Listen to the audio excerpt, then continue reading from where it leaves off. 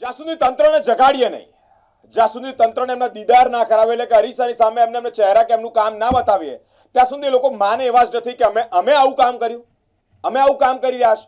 મોટા મોટા દાવાઓ વચ્ચે વડોદરા શહેર સ્માર્ટ સિટી, વડોદરા શહેર સ્વચ્છ સિટી, વડોદરા શહેર એટલે પ્રગતિનો પથ, અને કેટલા એવા સૂચનોને ટેગમાર્કને સૂત્રો આપી દેવામાં આવ્યા છે. પરંતુ જુઓ તો ખરા કે કામગીરી તમે કેવી કરો છો.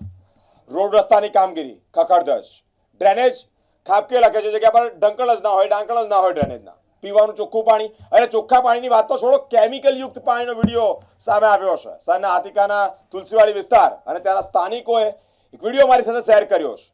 પીવાનું ચોખ્ખું પાણી નહીં, પીવાનું ગંદુ પાણી પણ તમે નથી આપી શકતા. ઇવન કેમિકલ વાળું પાણી આપીને લોકોના આરોગ્ય સાથે ચેડા કરો છો. એના કરતાં તો તમે અમને ભૂખ્યા મારતા હોય, તરસ્યા રાખતા હોય તો એ ઘણું સારું લાગે.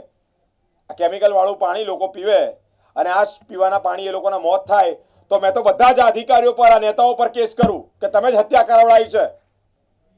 સીધો પર્પસ એ થાય છે કે તમારે લોકોના આરોગ્ય સાથે ચેડા કરવા હોય તો ખાવામાં ઝેર આપી દેવાય. આવી રીતે કેમિકલ વાળું પાણી નાખી અને તમે લોકોને હેરાન કેમ કરો છો? અલગ અલગ જગ્યા પર પીવાના ચોખ્ખા પાણીની બૂમો ઉઠી રહી છે. તંત્ર એ બાબતે બોલતું જ નથી. રોડ રસ્તાની ખખડધજ હાલત તો વિભાગના જવાબદાર અધિકારીઓને બોલે છે તો એ લોકો કહી રહ્યા છે કે બને છે.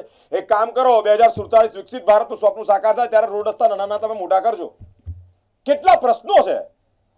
અગણિત પ્રશ્નોની સામે ગણ્યા ગાંઠિયા નેતાઓ ગણ્યા ગાંઠિયા શબ્દોમાં અને વાક્યોમાં જવાબ આપીને છુટકારો મેળવી રહ્યા છે.